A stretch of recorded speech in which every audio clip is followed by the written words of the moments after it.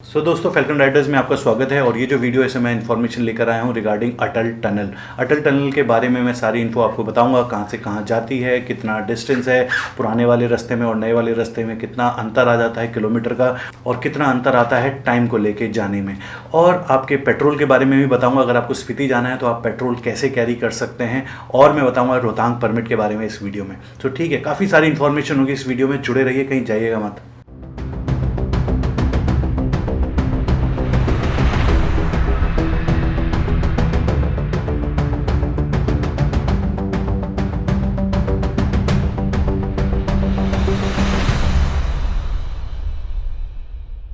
दोस्तों टनल तो बन गई, दुनिया की सबसे लंबी टनल, पर इसमें एक कैच है। ये दुनिया की सबसे लंबी टनल है हाई एल्टीट्यूड पे। इससे भी लंबी टनल है, जो दुनिया की सबसे लंबी टनल है वो है नॉर्वे में, और वो है 24.5 किलोमीटर्स की। ये जो हमारी अटल टनल है ये है अप्रॉक्सीमेटली 8.8 किलोमीटर्स की, पर ये दुनिया की सबसे ऊंचे एल्टीट्यूड पे 10,000 फीट ऑलमोस्ट पे ये दुनिया की सबसे लंबी टनल है। और टनल बनते ही हम लोग हो गए पागल। देख लो, ये सबसे पहले भी फरमान जारी हुआ है, सुप्रिटेंडेंट ऑफ जो कुल्लू के सुप्रिटेंडेंट ऑफ पुलिस हैं उन्होंने ये फरमान जारी किया है, और ये कल का ही है, ज़्यादा पुराना नहीं है। आज 8 तारीख है और ये कल 7 तारीख को ये फरमान जारी हुआ है। अगर आप इसको देखोगे ध्यान से, ये मैं अपनी कम्युनिटी सेक्शन में भी डाल दूंगा, इसमें साफ साफ लिखा हुआ है कि क्योंकि स्टार्टिंग के दिनों में जैसे कि आपने देखा कि लोग पागल ही हो गए। मतलब पागल क्या, मतलब सबका मन करता है कि सबसे पहले हम जाएं, सबसे पहले हम जाएं, और वहाँ काफ़ी भीड़ लग गई थी, खूब फोटोग्राफी हुई, खूब रुक रुक के लोगों ने, ओवर स्पीडिंग भी हुई, काफ़ी कुछ चीज़ें हुई वहाँ पे जो नहीं होनी चाहिए थी। एक तरीके से मेला लग गया था वहाँ पे। तो उस वजह से अब उनको एक स्ट्रिक्ट एक्शन लेना पड़ा, जिसमें उन्होंने साफ साफ बोला है कि ओवर स्पीडिंग, वहाँ पे अंदर टनल में रुकना, वहाँ पे एक एग्जिट टनल, एक और सेफ्टी टनल भी है साथ में, उसमें अननेसेसरी मूवमेंट पे भी आपके ऊपर क्रिमिनल ऑफेंस का केस दर्ज किया जा सकता है। तो थोड़े स्ट्रिक्ट हो गए हैं काफ़ी अभी वहाँ पे। और ऊपर से उसके अंदर फोटोग्राफी और वीडियोग्राफी बंद कर दी है। और जो साउथ पोर्टल है और नॉर्थ पोर्टल है, साउथ पोर्टल जो हमारी मनाली साइड से जब आप टनल घुसते हो, और नॉर्थ पोर्टल जब आप टॉप में उसे निकलते हो आपका आगे। इनके बारे में अभी लेटर ऑन बताऊँगा आपको। पर साउथ पोर्टल से जहाँ से आप घुसते हो वहाँ से 200 मीटर पहले से और टनल के एंड तक आपकी फोटोग्राफी और वीडियोग्राफी पे बैन लगा दिया। ये सब इसलिए लगा दिया क्योंकि हम लोग ज़रा कुछ ज़्यादा ही एक्साइटेड हो गए थे। और ऐसा नहीं है कि उनको कोई दिक्कत है हमारी फोटोग्राफी वीडियोग्राफी से, मेरे को ऐसा लगता है क्योंकि मीडिया ने, और इतनी फ़ोटोज़ वीडियोज़ पहले ही आ चुके हैं इसके, और इतना सब कुछ इंटरनेट पे भरा हुआ है कि I don't think so that is the problem. It's just कि हम लोगों ने इतना वहाँ पे मेला टाइप एक सिचुएशन कर दी थी इतना ज़्यादा कि आई थिंक उस वजह से स्टेप लिया है कि वहाँ पर थोड़ा स्मूथ मूवमेंट रहे और दिक्कतें ना आएँ। अब चलते हैं मेन टॉपिक पे। टॉपिक ये है कि स्पीति की वजह से, अटल टनल की वजह से जो रूट का डाइवर्जन हुआ है, और अब पहले हम रोहतांग से जाते थे, और रोहतांग पे भी जब हम नीचे उतर रहे होते थे कोकसर की तरफ, तो हमारा स्पीति का कट आता है जो हम ग्रम्पू और उस तरफ जाते हैं आपका बाटल होते हुए। इस रास्ते से, नए रास्ते से हमारा पेट्रोल जो, क्योंकि अब अटल टनल में एक और फरमान आया था कुछ टाइम पहले, वो मेरे आपके कम्युनिटी सेक्शन में देखोगे सरकार का, जिसमें साफ साफ लिखा है कि आप एक्स्ट्रा मतलब पेट्रोल अपने साथ कैरी नहीं कर सकते हैं, और कोई भी इन्फ्लेमेबल थिंग अपने साथ कैरी नहीं कर सकते हैं। बहुत से लोगों का क्वेश्चन आ रहा था कि जो एक्स्ट्रा फ्यूल लेके जाते थे क्योंकि उनको स्पीति की तरफ जाना था, तो वो अब क्या करें। इस बारे में पूरा डिटेल में मैं आपको समझाऊंगा कि क्या कर सकते हैं, क्या इश्यूज़ हैं, क्या फ़र्क पड़ता है, नहीं पड़ता है, सब कुछ बताऊंगा अभी बोर्ड पे। और एट द एंड मैं रोहतांग के परमिट के बारे में बात करूंगा आपसे कि जो परमिट होता था रोहतांग का, बियॉन्ड रोहतांग का, उन सब का आई थिंक अब क्या स्टेटस है। ठीक है, सबसे पहले चलते हैं अपना बोर्ड पे समझने के लिए पूरा मैप वैप, अटल टनल है कहाँ पे, कितने किलोमीटर हैं, कितना टाइम है, सब कुछ बोर्ड पे चलते हैं। दोस्तों हम आ गए मैप पे। मैं बहुत एक्साइटेड हूँ क्योंकि मेरे को मैप यहाँ पे बना के आपको समझाने में बहुत मज़ा आता है, एंड आई होप आपको भी बहुत मज़ा आता है जैसे कि आप मेरे को बताते रहते हो। एनीवे बिना टाइम वेस्ट किए मैं चलता हूँ मैप पे और आपको समझाता हूँ कि अटल टनल की वजह से, जिसमें ये कंडीशन अभी लगी हुई है कि आप अपना एक्स्ट्रा पेट्रोल नहीं ले जा सकते हो। काफ़ी लोग ये सोच रहे हैं कि जो स्पीति जाते हैं, जो इनको ले जाना उनको तो कोई दिक्कत नहीं है, टांडी में भरवा लेंगे, पर जिनको स्पीति जाना है उनको कैसे वो इस चीज़ को करें कि क्योंकि अब रोहतांग से नहीं जाएंगे और अटल टनल से जाएंगे जो आपके आगे जाके मिलती है, तो वो कहाँ पे मिलती है, कितने किलोमीटर का अंतर है आता है, क्या टाइम का इशू है, कितना टाइम का डिफरेंस आता है, वो सब चीज़ें मैं आपको बताऊंगा जिससे कि आप अपनी जर्नी ईजिली प्रिपेयर कर सकें और आपको कोई दिक्कत ना आए। तो अभी चलते हैं बोर्ड पे। ये है आपका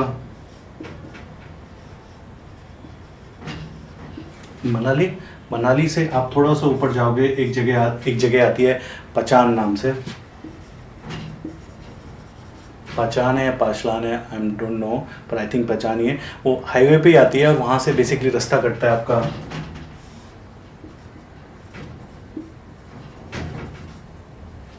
सोलांग का, जो सोलांग वैली आपने सुना होगा।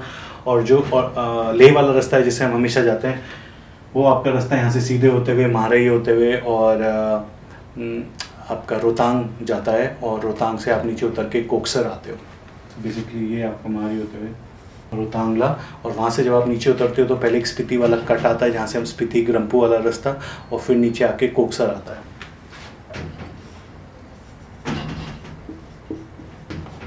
कोकसर, तो ये जो पाचान और यहाँ से सोलांग वाला मैं इसलिए बता रहा हूँ क्योंकि सोलांग से थोड़ी सी आगे जगह आती है, एक आती है ढूंढी नाम से, ढूंढी।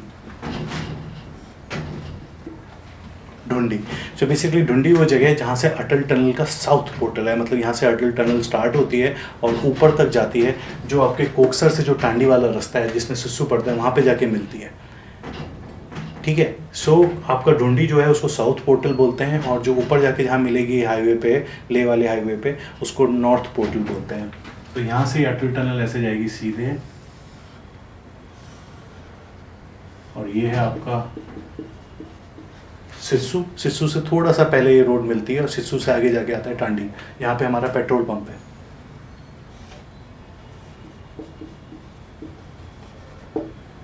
टांडी, ठीक है। सो 8.8 किलोमीटर अप्रॉक्स ये हमारी अटल टनल है।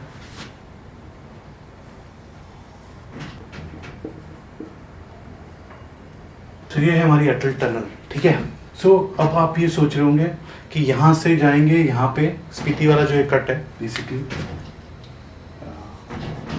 ये जो कट है, अभी क्या आप ऐसे जाते थे, अब अटल टनल की वजह से आपको इधर जाना पड़ेगा।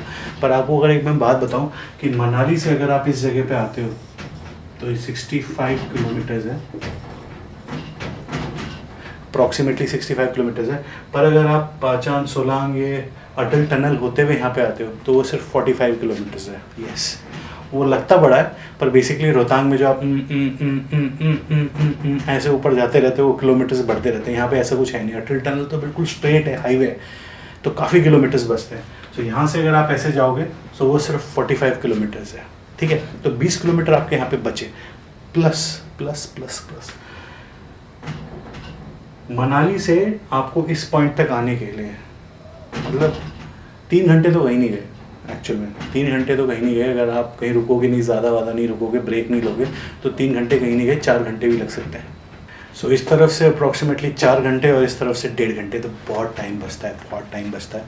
और शायद 1.5 घंटे से थोड़ा सा ज़्यादा भी लगते हो, क्योंकि मैं गया नहीं हूँ, पर जितना मेरे को अभी पता चला है थोड़ा सा नेट से और थोड़ा बहुत जो आइडिया है उससे, कि अब आप वो यहाँ पे भी आपके 2 घंटे लगा लो मैक्सिमम, आपके 2 घंटे से आने पर काफ़ी अंतर है दोनों में। प्लस आपकी बाइक यहाँ पे एवरेज ज़्यादा देगी और यहाँ पे आपकी बाइक एवरेज कम देगी, तो पेट्रोल आप थोड़ा सा वैसे भी बचाओगे यहाँ पे। उसके बाद यहाँ से सिस्सू, जहाँ ये पॉइंट मिलता है, यहाँ से टांडी पेट्रोल भराना और वापस आना इज अप्रॉक्सीमेटली 60 किलोमीटर्स। 30 किलोमीटर जाना, 30 किलोमीटर आना, तो आप अपने पेट्रोल की टंकी पूरी करा सकते हो, अपने कैंस वैन जितने भी हैं वो पूरे करा लो यहाँ पे, ठीक है। इसको आने जाने में आपको कम से कम लगेगा 1-1.5 घंटा ऊपर, ठीक है। सो अभी भी आपके पास थोड़ा सा टाइम बचा हुआ है इसको मैच करने के लिए, ठीक है। और उसके बाद यहाँ से यहाँ आने में, सिस्सू से आपको स्पीति वाले कट पे आने पे आपको करीबन आधा घंटा 40 मिनट और लग जाएगा, ठीक है। सो बेसिकली अगर आप देखो जो मेरे को निकल कर आया, जो मेरे इकोनॉमिक्स कह लो या जो मेरे परमुटेशन कॉम्बिनेशन जो मेरे को निकल कर आए हैं, कि आप अगर आप इस रास्ते से जाते हो, अगर जो खुला हुआ है और जो पहले आप चाहते थे, सो टाइम आपको इतना ही लगने वाला है। अगर आप इधर से जाओगे, पेट्रोल भरा भी लोगे और वापस भी आ जाओगे, ठीक है, अप्रॉक्सीमेटली उतना ही टाइम लगने वाला है आपको। प्लस आपकी बाइक यहाँ पे एवरेज ज़्यादा देगी, क्योंकि रोड की कंडीशंस यहाँ पे मच बेटर है। आप बहुत ज़्यादा एल्टीट्यूड पे ऊपर नहीं जाते हो, उतरते हो, तो इस वजह से आपकी बाइक एवरेज भी ज़्यादा देगी। सो आप पेट्रोल वैसे भी यहाँ पे सेव कर रहे हो, ठीक है। द ओनली थिंग जो मेरे को लगता है कि यार रोहतांग की ब्यूटी अपनी ब्यूटी थी यार, वो अमेजिंग थी। मतलब अब लगता है कि जैसे रोहतांग ऊपर जा ही नहीं पाएंगे, जैसे अब इमेजिन आप वो पटनी टॉप के नीचे वो जो टनल बन गए तो अब पटनी टॉप नहीं जा पाते हैं। वो बात अलग है कि जब जाते थे वहाँ से पटनी टॉप पे जाम जाम जाम इतना भयंकर जाम लगता था, पर नज़ारे और व्यूज़ वर अमेजिंग। पर अब नहीं जाते, हम नीचे से निकल जाते हैं। मेरे को ऐसे ही लगता है कि अब रोहतांग एक हिस्ट्री रह जाएगी, कभी ऊपर नहीं जा पाएंगे, क्या पता जाएँ। अब डिपेंड करता है वो तो कि वो रोड चलती है या नहीं चलती है। इस सेगमेंट में आपको लेटर ऑन इस वीडियो में बात करेंगे, डिस्कस करेंगे।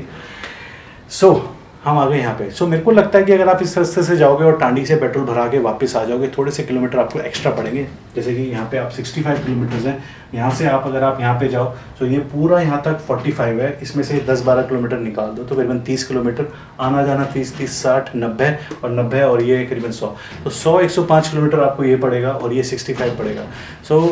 अप्रॉक्सीमेटली आपके 40 किलोमीटर ज़्यादा है। बेसिकली आपने जो फ्यूल सेव किया रोड कंडीशंस अच्छी की वजह से वो उसमें फिट इन हो जाएगा। अप्रॉक्सीमेटली मेरे को ऐसा लगता है कि सब कुछ हिसाब बराबर ही हो जाएगा, चाहे आप इधर से जाओगे चाहे इधर से जाओगे। इस जस्ट क्या उसमें वहाँ किलोमीटर ज़्यादा ट्रैवल कर रहे हो, पर आपका टाइम आपको बराबर लग रहा है इसके, जहाँ पे किलोमीटर्स कम है। ये मेरे को एक लगा कि मेरे को आपको एक साथ एक डिस्कस कर लूँ कि कौन सी रोड कहाँ पे मिलती है, पेट्रोल एंड एवरीथिंग। क्योंकि होता है ना, जब एकदम से कोई नई चीज़ें होती है तो लोग एकदम से सोचने लगते हैं कि ये कैसे होगा वो कैसे होगा। तो मैं इसी बारे में थोड़ा सा रिसर्च करी और मेरे को लगा कि आपके सामने पुट अप करूँ ये पूरी सिचुएशन क्या है। ये जो मैप का ये है, ये मेरे फैल्कन राइडर्स इंडिया की जो वेबसाइट है, जहाँ पे मैप्स ऑलरेडी मैंने काफ़ी डाल रखे हैं, वहाँ पे मैं ये अपडेट कर दूंगा आने वाले टाइम पे, तो आपको ये पार्ट वहाँ से भी मिल सकता है। ठीक है। दोस्तों मेरे को लगता है कि आपने पूरा अच्छे तरीके से समझ लिया होगा बोर्ड पे। मेरे को बहुत मज़ा आया, बड़े दिनों बाद आपको बोर्ड पे कुछ समझा रहा था तो मेरे को बड़ा एक्साइटमेंट था। एनीवे, आई होप कि आपको सब कुछ समझ में आ गया होगा। तो मेरे हिसाब से कोई ज़्यादा अंतर आने वाला नहीं है। किलोमीटर आप ज़रूर ट्रैवल ज़्यादा करोगे अटल टनल से, पर ओवरऑल जो टाइम का है वो आपको सेम ही लगेगा। प्लस वहाँ पर रोड कंडीशन अच्छी है तो थकान कम होगी। यहाँ पर रोहतांग को चढ़ना उतरना काफ़ी थकान हो जाती थी, पर क्योंकि रोहतांग की ब्यूटी अमेजिंग है, तो एक वो चीज़ है जो आप मिस करोगे, जो मेरे को लगता है कि एक मिस करेंगे। जब हम स्टार्टिंग करते थे तो रोहतांग आता था, ऊपर ब्यूटी उसकी, चैलेंज, एडवेंचर, ऊपर चढ़ना बाइक को, और ब्यूटीफुल, ऊपर से बहुत अच्छे अच्छे व्यूज़ भी हैं। वो पर चलो मैंने बहुत बार कर लिया। फिर मेरे को लगता है कि जो पहली बार जाने वाले होंगे वो शायद मिस करेंगे रोहतांग को, पर कभी कभी हम भी मिस करेंगे, ऐसी बात नहीं है। पर इसमें आ जाता है कि रोहतांग को अब सरकार ओपन रखेगी या नहीं रखेगी। देखो, अटल टनल बनने के बाद मेरे को नहीं लगता कि कोई बहुत ज़्यादा ध्यान होगा रोहतांग पे, पर रोहतांग को वो बंद भी नहीं करेंगे कि उसको छोड़ ही देंगे। आई थिंक कि उसको, जैसे होता है ना कि सीज़न खुलते ही सबसे पहले उसको खोलना होता था, मई जून में काम चालू हो जाता था कि उसको रास्ता खोलो, क्योंकि हमारा ट्रैफिक पूरा जो मिलिट्री का और सब कुछ जो भी जाना होता था उस वजह से उसको प्रायोरिटी होती थी। आई थिंक वो प्रायोरिटी अब नहीं होगी क्योंकि हमारे पास अटल टनल है, पर उसको वो धीरे धीरे शायद खोलें, पर वो रास्ता मेरे को लगता है चलता रहेगा, उतना मेंटेन ना रहे। पर खुदा ना खास्ता या कुछ ऐसी कोई चीज़ हो जाए कि अटल टनल बंद हो जाए, उसमें मूवमेंट कुछ दिक्कत आ जाए, कोई भी दिक्कत आ सकती है कि अटल टनल है और कोई बैरियर आ गया, पत्थर गिर गए अंदर या कुछ भी हो गया जिस वजह से वो यूज़ नहीं कर सकते, तो ऑल्टरनेट हमेशा होना चाहिए। तो मुझे नहीं लगता कि वो ऑल्टरनेट को बंद करेंगे, पर उस ऑल्टरनेट पे सिविलियंस जा सकते हैं नहीं जा सकते हैं ये आने वाले टाइम पे हमें पता चलेगा। पर till the time I think कि Atal tunnel is the only option अभी हमारे जाने के लिए, और रोहतांग का ऑप्शन बाद में पता चलेगा। अब इसी पॉइंट पे आते हैं कि रोहतांग के परमिट में। अब गाइस, जो रोहतांग का जो परमिट वाली बात है, जो ये परमिट बियॉन्ड रोहतांग का परमिट होता था, ये तब होता था जब हम रोहतांग पे जाते थे। रोहतांग का परमिट जो लेते थे क्योंकि हमें रोहतांग पे जाना था। बियॉन्ड रोहतांग तो वो भी रोहतांग के थ्रू जाते थे, क्योंकि रोहतांग पे जो हमारा नेशनल ग्रीन ट्रिब्यूनल है NGT, उन्होंने रोक लगा दी थी कि काफ़ी लोग वहाँ पे ऊपर जा रहे हैं, ये जा रहे हैं। थोड़ा सा इन्वायरमेंट को लेके उन्होंने रिस्ट्रिक्शंस लगा दी थी, इस वजह से वहाँ पे टैक्स वैक्स ये सब चीज़ें आ गई थी, परमिट भी आ गया था कंट्रोल करने के लिए वहाँ पे लोगों को जाने के लिए। पर अब तो हम रोहतांग जा ही नहीं रहे, अभी तो हमें रोहतांग जाना ही नहीं है, अब तो अटल टनल से हम इधर चले जाएंगे। रोहतांग का पत्ता ही कट गया। अब कोई परमिट वाली कोई चीज़ ही नहीं है, आपको कोई परमिट अब चाहिए ही नहीं, ना रोहतांग का परमिट चाहिए ना बियॉन्ड रोहतांग का परमिट चाहिए।